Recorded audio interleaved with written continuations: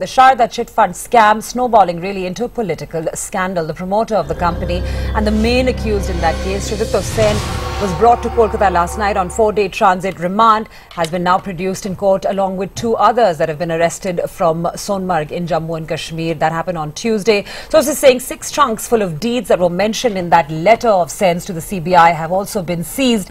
Sen's cook Himanta Pradhan, who was made a director in one of his companies, also been questioned. And in that letter to the CBI, Sen, remember, said he was forced into the media by the TMC MPs Kunal Ghosh and Srinjoy Bose, who runs the Pratidin Media Group. Many high-profile names have been mentioned in that letter to the CBI. That includes top TMC politicians, lawyers and journalists. The letter also mentions the wife of a union minister who was the lawyer for a deal between Sudipto Sen and Narasimha Rao government minister Matang Singh and his wife Manoranjana to buy a channel in the northeast. The TMC is really very unhappy with those fingers really being pointed to it. It also wants to know why the Congress leaders named in Sen's letter have not been questioned. Okay, for the latest, let's go across to Priyanka Gupta. Priyanka, get us the latest on those developments this morning.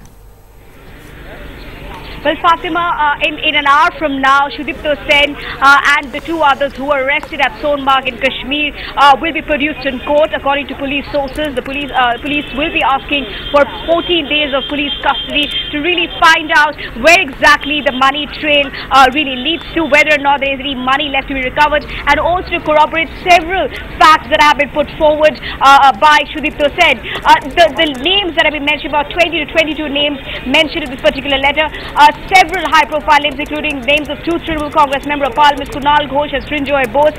2 of them he had close business associations with, one of them being his employee. And also to really figure out that this letter, which Sudipto Sen wrote just 4 days before leaving from Kolkata to Kashmir, was it really to implicate those people who are actually involved, or is it really a diversionary tactic or a ruse to protect himself before he finally made way? Was it a deliberate ploy as part of a larger strategy of escape that was hatched by Sudipto Sen and 2 other people? There are several pointers really in this particular letter. For instance, he clearly mentions that the particular letter should be seen as a declaration, as a dying declaration, really throwing the police off his trail for some time. In fact, there was a lag in investigation. There were 2-3 days lag of investigation, but the police were behind on his trail. And the other important bit, of course, coming, that there were independent brokers and agents who were acting not on behest of the company, but really using his name and duping investors and depositors, and that he's not liable to refund that amount, and he's really shrinking his liability from 20,000 crores, according to some estimates, to nearly 300 to 400 crores, thereby also limiting the entire extent and scope of this huge financial scam.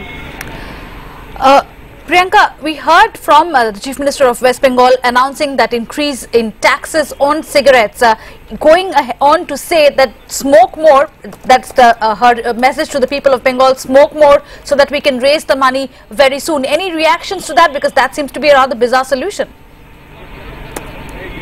Absolutely. In fact, we don't know if she actually said it in jest.